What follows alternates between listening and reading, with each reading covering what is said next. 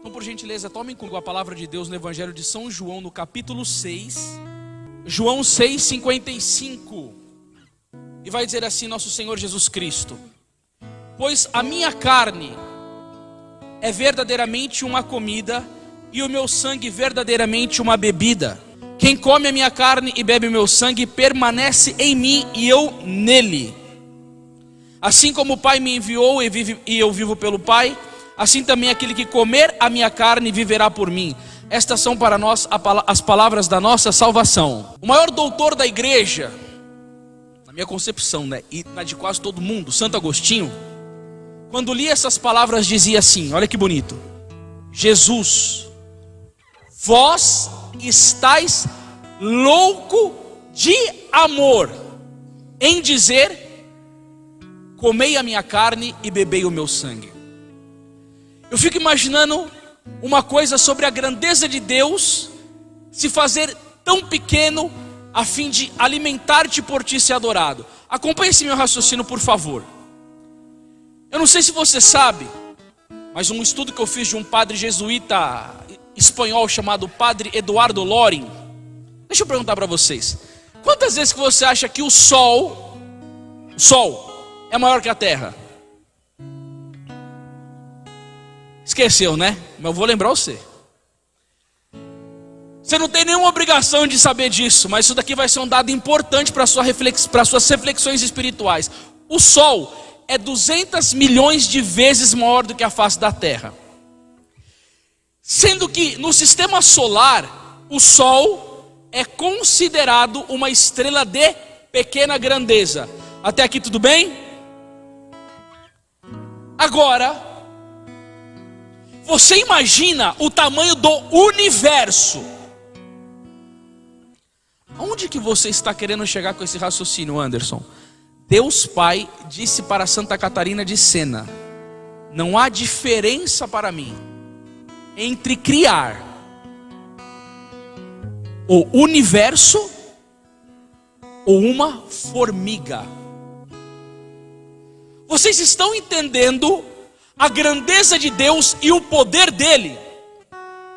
Agora você imagina, esse Deus com toda esta grandeza se encarna no seio de uma mulher, a Virgem Maria, vem viver no meio dos homens, morre para os salvá-los e ainda deixa como alimento a Santíssima Eucaristia. Por que que essa expressão foi arrancada da boca de Santo Agostinho? Jesus, vós estáis louco de amor em dizer: comei a minha carne e bebei o meu sangue. Porque Santo Agostinho penetrou com a sua inteligência de uma maneira tão profunda em quem é Deus. E aí tem um problema que eu vou te falar agora. Santo Tomás de Aquino vai dizer que a maioria dos homens não tem noção de quem é Deus, por falta de oração e por falta de estudo. Santo Agostinho vai nos ensinar que a gente só ama aquilo que a gente conhece, e conhecimento brota de joelhos no chão e de vida intelectual. E agora ele chega e fala: vós estáis louco de amor. Isso é verdade. Jesus Cristo chegou para uma beata portuguesa chamada Alexandrina Maria da Costa. Eu tive a graça, é graça mesmo, não é mérito nenhum meu não, de estar na casa dela em Portugal quando eu fui fazer missão lá na Europa. Ela viveu 18 anos somente da Eucaristia. Não tomava banho, não defecava, não urinava, não bebia água. Aos 18 anos só da Eucaristia. E Jesus disse para ela: Alexandrina, a Eucaristia é o maior milagre da minha sabedoria. Ou seja, se Deus é sapientíssimo, Ele não soube fazer nada mais do que além de dar a si mesmo na Eucaristia. Agora tem uma coisa interessante nesse evangelho. Jesus preparou psicologicamente os discípulos para fazer esse discurso. Olha que coisa mais bonita da inteligência divina. Que preparação que Jesus fez para discursar sobre a Eucaristia. Ele fez 2 milagres antecipando. Qual que é o primeiro milagre de João 6? A multiplicação dos pães. E tem uma coisa que você vai gostar muito nisso, e eu peço que você repita assim comigo: Jesus, ao realizar a multiplicação dos pães, mostrou para nós que Ele tem poder sobre a matéria. Você concorda com isso? Sim ou não? Então essa primeira parte já passamos. Agora vamos para a segunda parte, que foi Não, desculpa gente, eu errei. O primeiro milagre foi andar sobre as águas. Mas vamos lá, beleza. A gente reverte o negócio aqui que vocês estão entendendo. É que eu li multiplicação dos pães e esqueci. Então Jesus anda sobre as águas, depois multiplica os pães. Agora vamos falar sobre o andar sobre as águas. Repete assim comigo. Jesus, ao andar sobre as águas, mostrou para nós que Ele tem poder sobre o seu corpo. E aí você vai entender como a inteligência divina prepara tudo perfeitamente. Por que Ele fez isso? Porque se Jesus tem poder sobre o seu corpo para andar sobre as águas, e se Ele tem poder sobre a matéria para multiplicá-la, Ele tem poder de colocar o corpo dele na frágil matéria da Eucaristia. Você poderia aplaudir isso daí, porque isso daí é muito bonito. Para Deus, porque isso é muito lindo.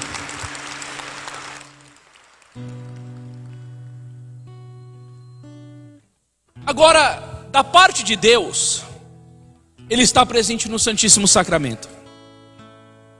E o que Ele deseja de cada um de nós? Que nós o amemos profundamente. Na verdade, Jesus Eucarístico deseja ser o centro da nossa vida. As aspirações do nosso pensamento. O desejo faminto das nossas almas.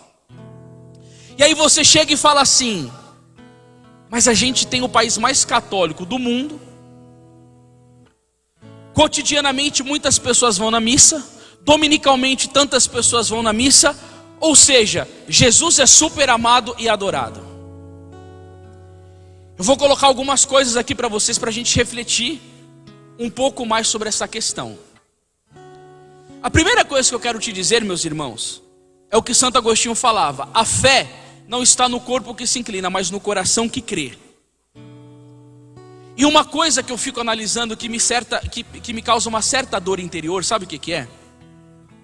Quando Jesus ele se dá na Santa Missa a cada um de nós, e nós o comungamos, esse Jesus que é louco de amor, ele entra dentro de nós. E qual deve ser o comportamento de quem ama Jesus Cristo? Cumprir o que a igreja pede. Fazer uma boa ação de graças de no mínimo 15 minutos. E aonde que a gente vai aprender? Aonde que é essa escola? A Bíblia vai ensinar a fazer ação de graças? Não, a Bíblia não vai ensinar a fazer ação de graças. Quem que vai ensinar? A vida dos santos. Você pega, por exemplo, a vida de um São Pedro de Alcântara. Ele é padroeiro do Brasil. Desta vez que eu estive também lá na missão em Portugal, eu fiquei hospedado no convento que ele viveu. Inclusive ele é um santo que não passou pelo purgatório. E quando a Santa Teresa d'Ávila via ele, ela baixava os olhos. Tal era a santidade desse homem. Ele comungava, ficava 2 horas em oração depois da comunhão, amando a nosso Senhor Jesus Cristo. Tinha dias que o seu corpo pegava fogo de tal maneira, pelo amor do Cristo que estava dentro dele, e que ele se jogava num lago gelado. E a gente fala de um frio não de Brasil, mas um frio de Europa. E quando eu estive no convento em que ele viveu, eu falei: cara, ali você racha, se não tem aquecedor você não consegue dormir, morre de frio dentro da própria residência. E esse homem, ele se inflamava de tal maneira com o amor do Cristo, que ele tinha que se jogar dentro de um tanque de água gelada para arrefecer o amor, de tanto que ele amava nosso Senhor Jesus Cristo. Santa Gertrudes dizia que se ela tivesse que atravessar um mar de fogo para fazer uma única comunhão, ela o faria. Santa Maria Madalena de Paz, quando entrou no convento, escreveu com sangue na parede: tudo para Jesus Eucarístico, nada para mim. Santa Verônica Giuliani, sentindo um pouco da tibieza das irmãs religiosas dentro do convento dela, ela subiu dentro de uma árvore e começou a balançar o sino e gritava: Jesus não é amado, Jesus não é amado. Porque dentro da própria vida religiosa, ela se constrangia de não ver Jesus sendo amado. Mas o pior de tudo isso foi um dia em que, no convento de Santa Faustina, tem alguma imagem de Santa Faustina aqui? Não sei se tem alguma devoção dela, da Santa da Misericórdia. Tinha 6 freiras no convento. E quando o padre contou 1, 2, 3, 4, 5 freiras, ele foi Distribuiu Jesus Eucarístico e deu 2 para Santa Faustina. E logicamente uma freira ficou sem. Quando o padre foi na reserva eucarística buscar Jesus, Jesus disse no coração de Santa Faustina: eu permiti que você recebesse 2 Eucaristias de propósito. Aí Santa Faustina perguntou por quê? E Jesus falou assim: porque eu tenho nojo de entrar no coração dessa freira. Mas meu Jesus, por quê? Jesus não vai falar que ela estava em pecado mortal. Jesus falou que ela fazia aborto, que ela cometia adultério, que ela via pornografia, que ela mentia, que ela roubava, que era uma dissimulava, que odiava, Não, nada disso. Jesus simplesmente diz: quando eu entro no coração dela, ela não agradece o meu amor, ela não me ama, ela não conversa comigo. No coração dela eu sou um Deus desprezado. Agora eu vou falar uma coisa para vocês. Eu entrei aqui no final da Santa Missa. Quando terminou a missa, eu não vi ninguém fazer ação de graças aqui. As pessoas comungam, ajoelham, tem trocentos secados depois. Eu acho que os sacerdotes faltam muito com isso, porque o padre fala da rifa, fala que tem que fazer construção e pede dinheiro para aquilo, para aquilo. Ele que deveria ensinar o povo a fazer ação de graças. Ele é o padre. Santo Afonso dizia: tal padre, tal paróquia. Não se tem mais isso em quase nenhum lugar. E todo mundo começou a conversar como se Jesus não tivesse nada. Sabe o que aconteceu aqui quando eu vi na missa? Todo mundo comungou fisicamente, mas não comungou espiritualmente. Não obtiveram as graças da Eucaristia. Eu vou falar uma coisa para vocês: 20 anos que eu evangelizo. Eu já viajei o Brasil inteiro. Eu já preguei na Irlanda, eu já preguei em Portugal, eu já preguei na Espanha, já preguei nos Estados Unidos, já preguei na Itália, Uruguai, Paraguai, Argentina. Eu nunca vi em nenhum lugar, é a coisa mais rara do mundo, as pessoas fazerem ação de graças. Sabe uma paróquia do Brasil em que 70% dos católicos fazem ação de graças depois da Santa Missa? Na paróquia do Padre Paulo Ricardo, em Cuiabá. Ele termina a missa e todo mundo fica de joelho rezando num silêncio absoluto. E sabe qual que é a maior dor do meu coração? Porque eu prego muito sobre isso. Eu tenho um chamado para falar isso daqui que eu estou falando para vocês, do próprio Cristo que me pediu isso. Escuta o que eu vou te dizer, porque isso daqui talvez a sua vida pode mudar radicalmente. Quando eu disse no início da pregação, a minha intenção é que você saia daqui amando mais Jesus do que quando você chegou, é sobretudo na Eucaristia. E Jesus disse para Santa Margarida Maria Alacoque. Santa Margarida Maria Alacoque foi a santa que revelou ao mundo inteiro a devoção ao Sagrado Coração de Jesus. E a devoção ao Sagrado Coração de Jesus, ela é sobretudo eucarística, gente. Jesus disse para Santa Margarida Maria Alacoque: dói-me mais no meu coração o desprezo que eu tenho no Santíssimo Sacramento do que os açoites que eu sofri na minha paixão. Se você quiser entender um pouco do que é isso, você já viveu alguma experiência de amar muito uma pessoa e não ser correspondida? Você já viveu alguma experiência de ingratidão com o marido, com a esposa, com o namorado, com uma pessoa que você foi cheio de benevolência, de caridade, de amor, que você preparou uma surpresa, que você serve essa pessoa e ela é super indiferente a você? Ela meio que te despreza, ou uma mulher te despreza, ou um homem, seu pai, um amigo, o patrão da sua empresa. Pô, você tenta agradar, você faz o melhor trabalho, o cara é indiferente, você não faz mais que a sua obrigação. Se você já sofreu ingratidão, dói, não dói? Só que o seu coração sofre com a ingratidão. Você imagina o coração de Jesus? E por que muitas pessoas acabam não conseguindo mais fazer isso daí nas igrejas hoje? Esse momento íntimo, profundo. Isso daqui que eu vou te dizer é muito sério. São Pedro Julião Eymard é um santo que foi o maior apóstolo da Eucaristia na igreja. Ele que fundou a obra de adoração perpétua. Quando ele fundou a obra de adoração perpétua, era 3 membros, cada um ficava 8 horas por dia diante do Santíssimo Sacramento.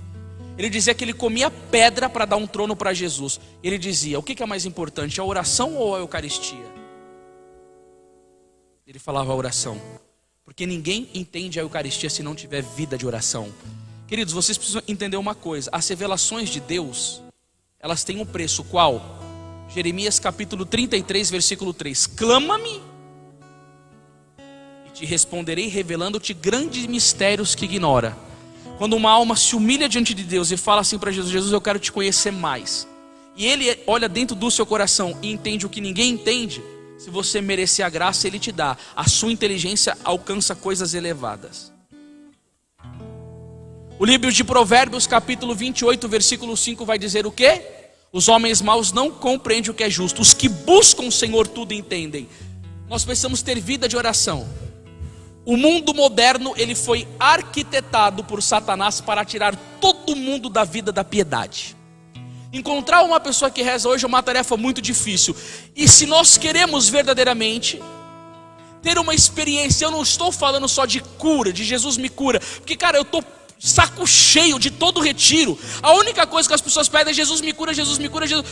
Um dia eu fui num retiro, eu estava no mosteiro de um padre em São Paulo chamado Padre Eugênio Labarbera Piróvano. Ele tem dom de milagres, clarividência. Eu fui numa missa lá e ele falou: tem uma mulher aqui chamada Maria Aparecida Coelho, esse é o seu nome, tem uma foto na sua bolsa com uma criancinha que tem uma asinha de anjo amarela e um tênis vermelho. Ela está com câncer numa região do estômago, vem cá que ela está sendo curada por intercessão de Nossa Senhora. Cara, a mulher apareceu com a foto, o padre é tremendo. E nessa missa de cura vai muita gente lá. Eu estava nesse, não me contaram, eu estava lá fisicamente presente. Depois que termina a missa, o Santíssimo veio, o padre se ajoelha e começa a vir trocentas revelações. Naquele dia, o padre deu um grito para o povo, quando ele estava ali, diante do povo, falou assim: hoje, Jesus não vai curar ninguém, porque teve um exército de pessoas comungando sacrilegamente, sem confessar. Vão todo mundo embora para sua casa, porque Jesus está irado com o seu pecado. Cara, naquele dia eu voltei para casa refletindo. O povo só foi pedir cura para Jesus, tudo sem confessar, comungando sacrilegamente. Você acha que foi exemplo de quem? João Evangelista, São Paulo, Padre Pio? Nada, tudo seguidor de Judas Iscariotes. Senhor, me cura disso. Senhor, me liberta disso. Tem coisa que Jesus não vai te curar até o final da sua vida. Vê lá o 2 Coríntios 12, quando Paulo pediu para ser livre do espinho na carne dele. Rezou 3 vezes, Jesus falou: basta-te a minha graça, meu filho. É quando você é fraco que você é forte, e eu vou permitir esse espinho na sua carne para que o diabo não te leve ao orgulho. Tem coisa que Deus vai curar e tem coisa que Deus não vai curar. Só que eu fico vendo esse interesse no povo hoje, dentro da igreja, que dá gastura. Porque, gente, a primeira coisa que a gente tem que fazer, aprenda uma coisa aqui que você vai entender isso daqui.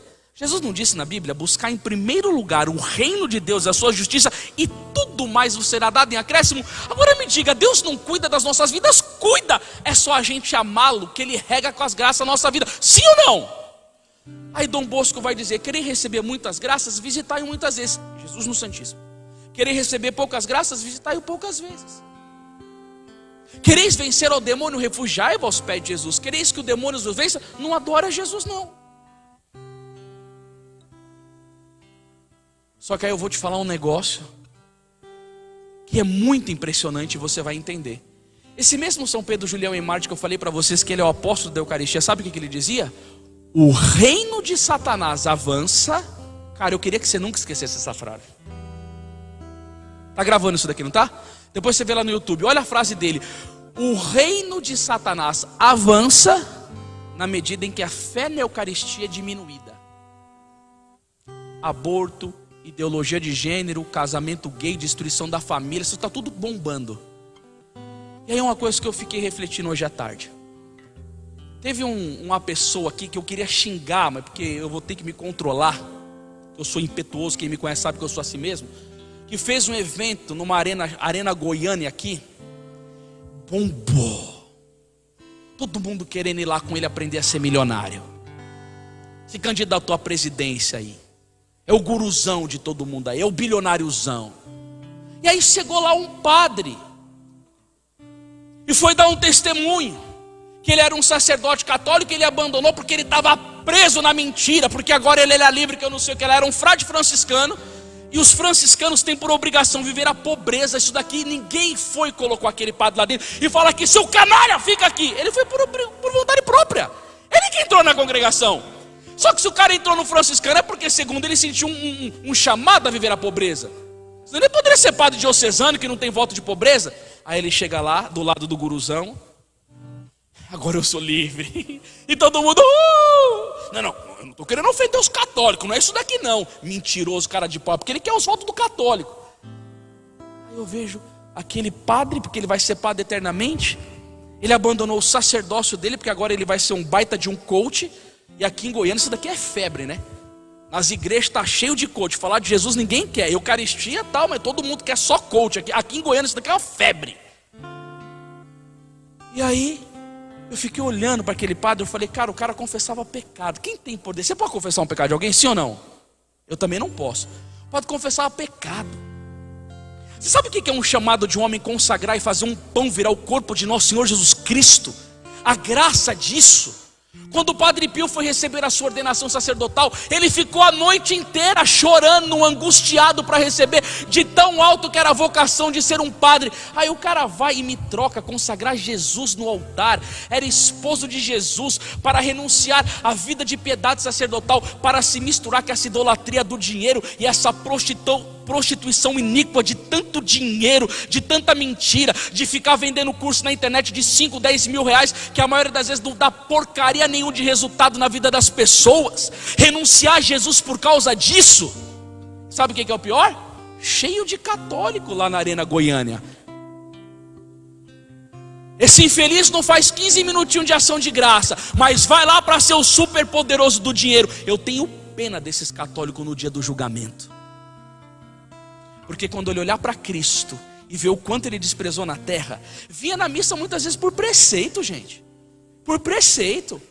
Ou na oração é só pedir coisa para Jesus. Jesus, ele não gosta que pede, ele gosta que pede coisa. Batei e vos será aberta, pedis e recebereis. Mas pede o dom da santidade.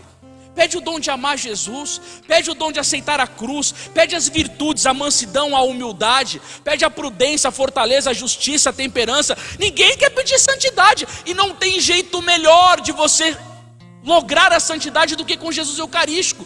Tanto que Santa Teresa d'Ávila dizia, gente, basta uma Eucaristia para sermos santos. E por que não somos? Olha aí. Quem vai responder é um outro beato da igreja, José Alamano. Ele vai nos ensinar: o defeito não está no alimento. Jesus não tem defeito, ele é perfeito. Mas em quem o comunga. Eu falei uma coisa esse final de semana no retiro, que eu quero falar para vocês aqui agora. Eu estava dando uma catequese para minha filha, para Maria Clara, e comecei a falar para ela sobre a Santíssima Trindade. Ela tem 5 anos, vai fazer 6 dia 29.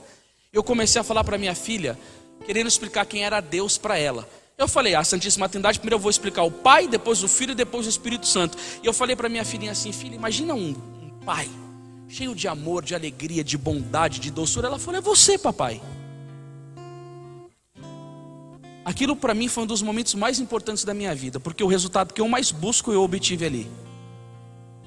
Porque eu fiz um estudo sobre o fenômeno do ateísmo, e o padre José Quentenes disse que o ateísmo cresce na medida em que os pais, eles não conseguem obter um bom êxito dentro da sua casa com a paternidade. E quando eu vi a minha filha, olhando eu como uma referência de amor, na hora eu agradeci a Jesus. Sabe por quê? Porque todos os dias de manhã eu vou na Santa Missa. E eu sei que eu sou terrível. Eu sei que se eu não viver do amor de Jesus, que eu viro um demônio. Eu tenho um temperamento tenebroso. Eu sou irascível, eu sou bravo, eu sou rancoroso, eu sou orgulhoso. Cara, o meu temperamento é o que mais mata. É o que mais adultera, é o mais tarado de todos. Se não for Jesus na minha vida, na Eucaristia, eu viro um diabo encarnado. E graças a Deus eu tenho essa consciência. Porque tem uma história que um bispo chamava Tihamer Todt, que ele dizia que tinha um... Como que é o nome, cara? O cara que cuida do navio, o chefão do navio, marinheiro, sei lá, o piloto do navio. Ele ia na missa todo dia. Porque tinha lá a bordo lá o padre capelão. E o pessoal falava assim, nossa, mas você comunga todo dia, mas você é mesmo bravo, né? Ele falou, se eu não comungasse todo dia, eu jogava você no mar. E é verdade, gente. Jesus Cristo regula os nossos atos. Santo Tomás de Aquino dizia, nós nos transformamos naquilo que amamos. Quanto mais você comunga bem. O São João Crisóstomo diz que quando a Eucaristia entra dentro de nós, ele mitiga as nossas paixões.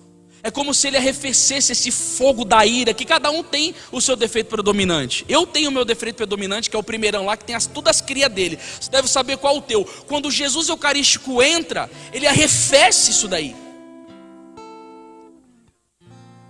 E aí você vai entender uma coisa. Por isso que o demônio tem ódio de uma alma eucarística.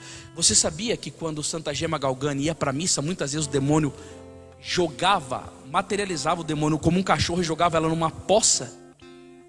Porque o demônio não queria que Santa Gema comungasse. Sabe por quê? Porque ela comungava bem. Santa Gema entrou na 7ª morada, na primeira Eucaristia dela, e São João da Cruz dizia: o demônio tem medo da alma unida a Deus como do próprio Deus. E quando você comunga bem, você fica mais paciente, você fica mais amoroso, você ama mais a sua esposa, a esposa ama mais o esposo, educa os filhos mais na fé. Eu estava vendo aqui a imagem de São Luís Martin, e é tão interessante que São Luís Martin, ele tinha vocação, ele achou, que tinha vocação de ser religioso, foi lá para a trapa para querer ser um trapista, mas foi recusado porque não sabia fazer o latim e casou. Só que esse homem, ele tinha uma alma com tanto amor por Jesus, que todas as tardes ele saía como pai e ia fazer o quê? Dar uma volta com Santa Teresinha. Fazer o quê? Visitar as igrejas e adorar o Santíssimo Sacramento. Aí Santo Afonso Maria de Ligório vai falar que ele teve uma visão com Jesus na Eucaristia cheio de bênção para querer dar para o povo, mas o povo não ia receber. Numa dessas visitas que São Luís Martin levou Santa Teresinha, ali entrou a vocação dela. E sabe o que aconteceu? O pai, levando a filha para adorar Jesus, levantou para a igreja uma das maiores santas do tempo moderno. Porque um dia o Papa Pio X estava numa reunião com alguns bispos e viu Santa Teresinha num quadro e aprontou e falou aqui: essa é a maior santa dos tempos modernos. Sabe o que gerou a santa? Um pai eucarístico que levava a filha para a Eucaristia. O demônio não quer isso. O demônio não quer que você comunga, ele não quer que você comungue bem. E aí tudo bem, a gente vai falar assim: bom, vou comungar bem. Aí você vai ter uma outra coisa que você vai enfrentar na igreja. Sabe o quê? A falta de desrespeito dos outros. Todo dia eu vou numa missa cedo lá em São Paulo, não vou nem falar, a igreja está filmando. E eu tenho um filho pequeno. A Maria Clara vai fazer 6, o Gabriel 4. E tem um bebezinho de 1 mês e 20 dias. Não sei lá se é 20 dias, se não é 20 é quase. E os meus filhos são fogo na roupa. Cara, a minha filha dá bom dia pro sol. Eu falo: como que pode essa menina, cara? Se ela dormir 3 horas da manhã, ela quer acordar 5h30. Maria Clara é cabulosa. E eu tenho muita necessidade de silêncio para rezar. Não sei se você gosta de silêncio, mas eu amo. Por mais que você me olhe e fale assim: você é meio agitadão, tudo bem, eu sou agitadão, mas eu amo silêncio. Por isso que eu vivo indo para mosteiro fazer retiro. E aí eu vou na igreja. E aí Jesus vai dizer na Bíblia: minha casa será casa de oração. Cara, lá na paróquia onde eu vou, termina a Eucaristia, tem um grupo.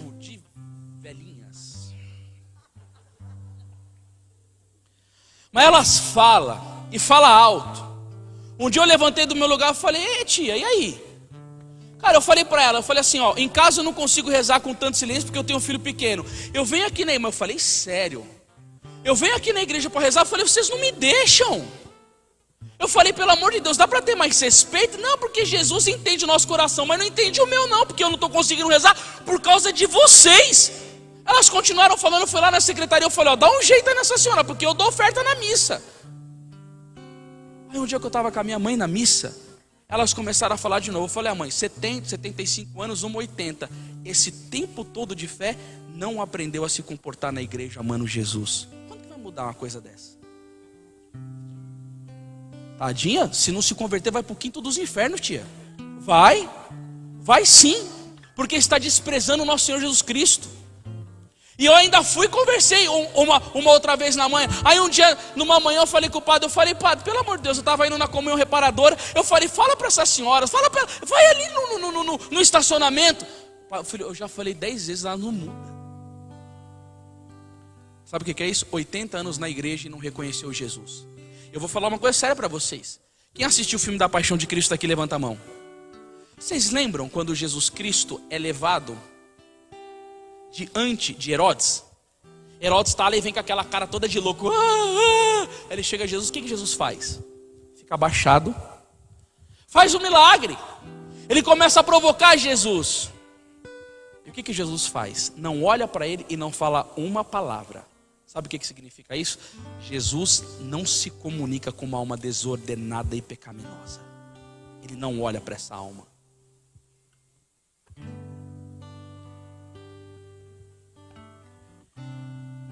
Sabe que tempo que você vive hoje? Você vive um tempo chamado Lucas capítulo 18, versículo 8. Quando o Filho do Homem voltar, acaso achará fé sobre a face da terra? Eu fui numa igreja um dia e fui fazer uma adoração diante de Jesus e me preparar para a missa. Eu estava adorando Jesus, começou a me dar uma angústia na minha alma. Eu falei, que dor profunda, que coisa mais esquisita. Teve a missa, e na missa teve um momento da comunhão. E aí o padre estava dando comunhão em 2 espécies. Tem um documento da igreja chamado Redemptor e Sacramento que diz que quando a comunhão é 2 espécies, o padre tem que fazer a intinção do corpo de Jesus no sangue, tem que ter uma patena embaixo, e o documento recomenda que a hóstia seja de uma espessura grossa para não ter contato com o sangue e ficar frágil e cair no chão para não ter perigo de profanação. Nunca o self-service. O que é o self-service? Todo mundo vai e comunga, não pode fazer, isso daí está no documento da igreja. Ontem eu estava lá no retiro e o bispo Dom José foi celebrar. Eu falei, cara, a pregação desse cara é matadora. Eu falei, esse daí é acho que um dos maiores bispos do Brasil. Quando foi na hora da Eucaristia, eu falei, meu Deus, tomara que ele faça direitinho, senão eu vou ficar triste. Deu comunhão para todo mundo, ninguém tocou na comunhão do padre. Aí os ministros extraordinários foram dar comunhão. Mas nem uma igreja você vê isso hoje, porque todo mundo desrespeita. Não tem mais esse negócio, a igreja manda, eu obedeço. Eu faço o que eu quero, a paróquia é minha, o Papa manda em Roma, eu mando aqui. É triste. E aí, nessa época, eu não conhecia tanto isso. Aí o padre foi e me deu Jesus na mão. Quando o padre me deu Jesus na mão, caiu um fragmento no chão. O que eu fiz? Eu ajoelhei e peguei com meus lábios o fragmento no chão e todo mundo olhou para mim parecendo que eu estava fazendo um crime. Queridos, não se esqueçam de uma coisa. Jesus disse, quando Santa Catarina de Sena perguntou para Jesus e falou assim, Jesus, como que você está na Eucaristia grande e na pequenininha? Deus falou para ela, o meu filho está tanto na hóstia grande como no menor fragmento. E para você entender isso, Jesus disse para Santa Catarina de Sena, pega um espelho. Aí Santa Catarina de Sena pegou, falou, se olha no espelho. Ela se olhou e Jesus disse, você está se vendo? Ela falou, sim. Falou, quebra o espelho. Olha a didática de Deus, ele é tremendo. Quebra o espelho. Falou, pega um pedaço menor. Se olha no espelho, você está se vendo? Ela falou, tô. Ele falou, da mesma maneira que eu estou na Eucaristia grande, eu estou na pequena. Ou seja, São Cirilo, gente, de Jerusalém, doutor da igreja, ele dizia, é melhor você perder um membro do seu corpo amputado, braço, perna, nariz, do que perder a menor partícula do corpo de Jesus, porque ali está ele inteiro. Ele é corpo, sangue, alma e divindade. Amém? Quando caiu no chão, eu fui lá e retirei com meus lábios e fui para o banco fazer ação de graças. E quando eu estava fazendo ação de graça com uma dor no coração, porque eu falei, Jesus não merece ser tratado assim. Era só obedecer o que ele pede na liturgia. A desobediência é um pecado satânico. Quando terminou a bênção, Jesus me disse no meu coração, vai no altar me buscar porque eu estou caído. Quando eu fui lá, eu comecei a olhar no céu e vi Jesus caído. Me deu uma dor no coração muito grande. Eu falei, o meu Senhor, o Criador do universo, está caído no chão da igreja que ele fundou e do sacerdote que ele ordenou.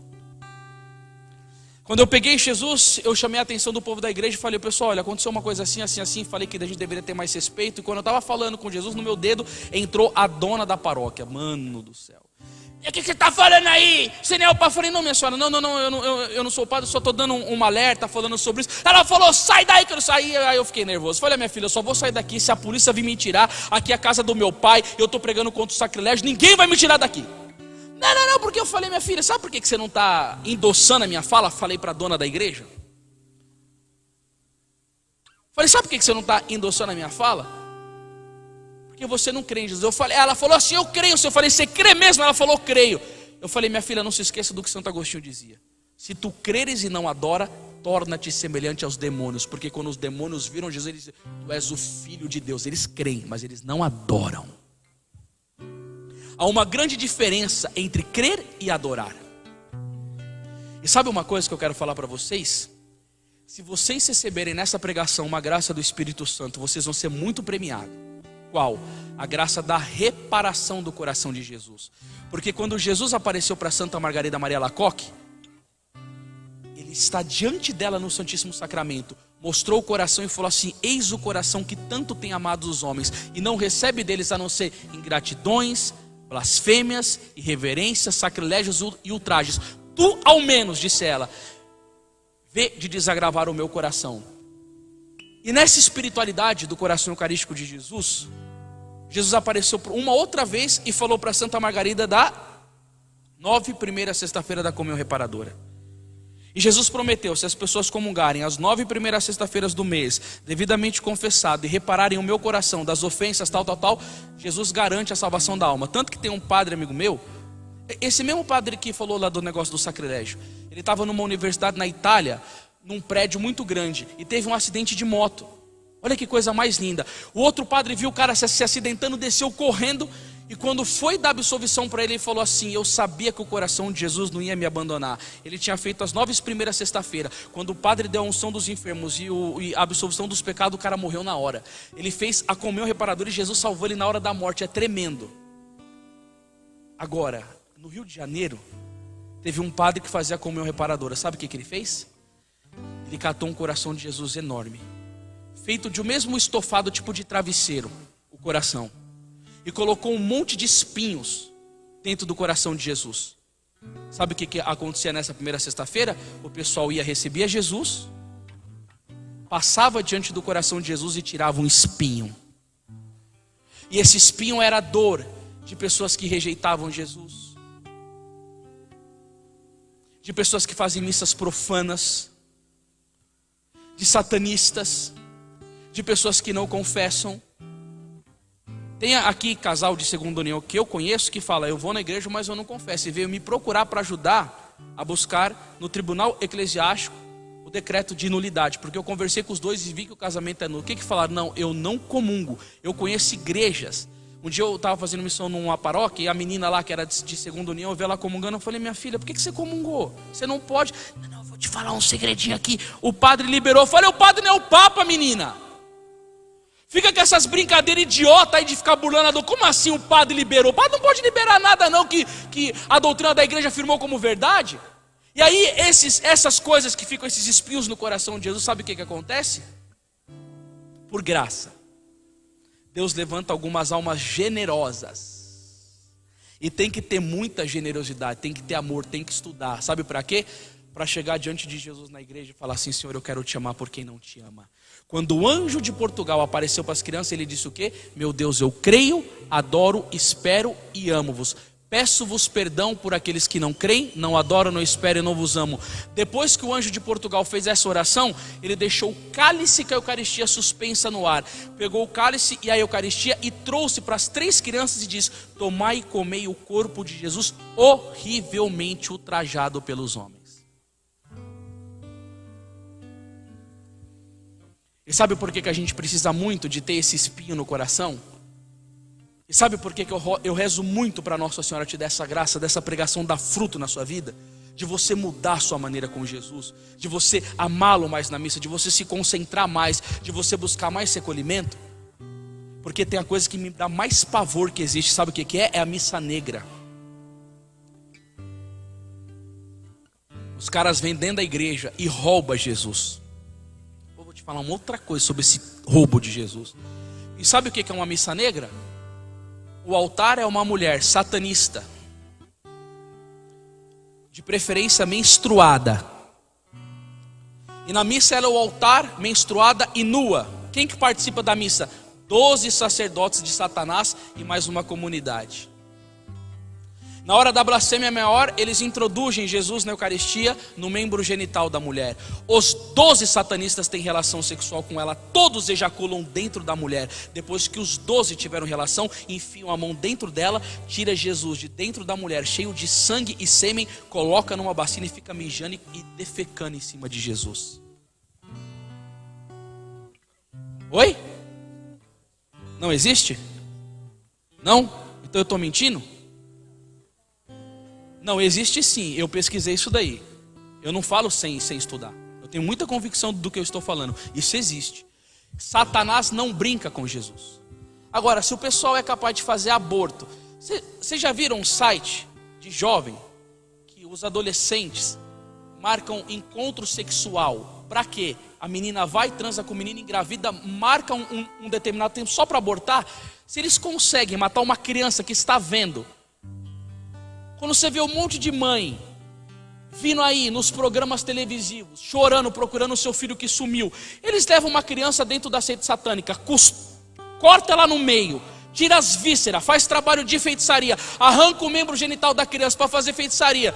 Se eles fazem isso, por que eles não fazem com Jesus? E fazem mesmo. E sabe como que eles roubam Jesus? Por causa da comunhão na mão. Por causa da comunhão na mão. Se vocês estudarem um pouco mais da doutrina da igreja, a comunhão na boca, ela sempre foi uma praxe dentro da igreja católica. Foi quando, internamente dentro da igreja, inimigos da Eucaristia começaram a forçar o Papa Paulo VI a dar Jesus na mão por causa de uma epidemia que tinha na época. O Papa Paulo VI cedeu e se arrependeu. E depois isso daí virou comum. Só que quando eu fui lá numa missão que eu fui fazer na Itália, eu tive a graça de ir lá em Roma e ter uma audiência com um bispo, que ele era o assessor direto do Papa Bento XVI. Eu fiz uma pergunta para ele. Eu falei assim: Monsenhor fulano, que eu não vou nem falar o nome para não dar B.O. na vida dele.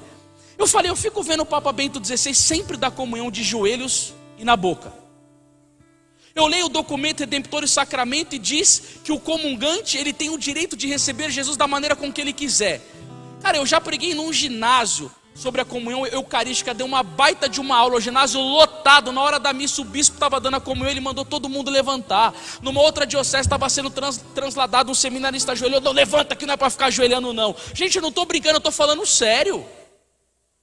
Essa pregação aqui é para Jesus. Sabe o que Jesus está querendo? Eu sinto na minha alma o que Ele quer. Eu que estou pregando, Jesus me dá graça de sentir o que Ele quer de você. Jesus, Ele quer que você saia daqui com uma alma reparadora. Vocês estão entendendo o que eu estou dizendo? Sim ou não? É isso o que Jesus quer. Jesus Cristo quer que você esteja com Ele no horto, que você abrace Ele, que você tenha um coração cheio de amor, de carinho, de gratidão com Ele. Como Jesus ama ser amado porque não ama. E aí eu fui e perguntei para ele, eu falei: Monsenhor, por que o Papa Bento XVI sempre dá a comunhão de joelhos e na boca? Olha o que ele me disse. Vocês vão ficar perplexos com isso daqui. Isso daqui vai ser um ensinamento salutar para a sua alma. Se esse satanista que eu falei aqui agora, que faz esses roubos eucarísticos, daqui eu aprendi em Roma, na sede da igreja católica. Se esse satanista que eu falei que faz esses roubos aqui está passando um dia na porta de um grupo de oração ou de uma pregação e entrar dentro da igreja, e o pregador estiver lá cheio do Espírito Santo, ele pode receber uma graça de uma conversão e se arrepender do que ele fez? Sim ou não? Sim ou não, gente? Claro que pode. E aí, se esse cara que fez tanto isso for procurar alguém da igreja, ou você, e falar: nossa, eu estou com o coração ferido, eu fiz uma profanação horrível com Jesus, eu estou arrependido, eu quero mudar de vida, eu quero me converter, o que eu faço? O que se orientaria para ele? Todo mundo acertou, eu vi todo mundo soprando aqui, tá certo. O que se orientaria para ele? Confissão. Ó, padre, esse cara aqui quer confessar. Aí o padre chega lá: sim, meu filho, o que você fez? Ah, padre, eu profanei Jesus, levei para o satanismo, foi um monte de coisa. O que vai acontecer depois que ele falar todos os pecados dele? Diga para mim. Fala, pessoal, vamos lá. Ele vai ser o quê? Absolvido.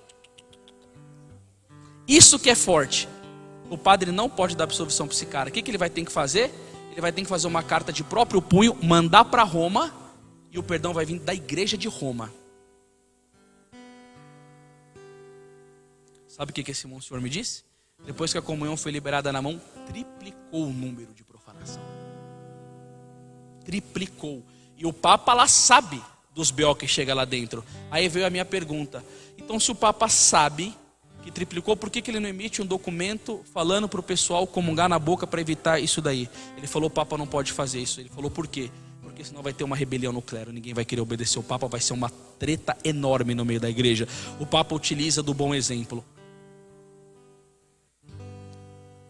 Isso é muito sério. Isso é muito sério.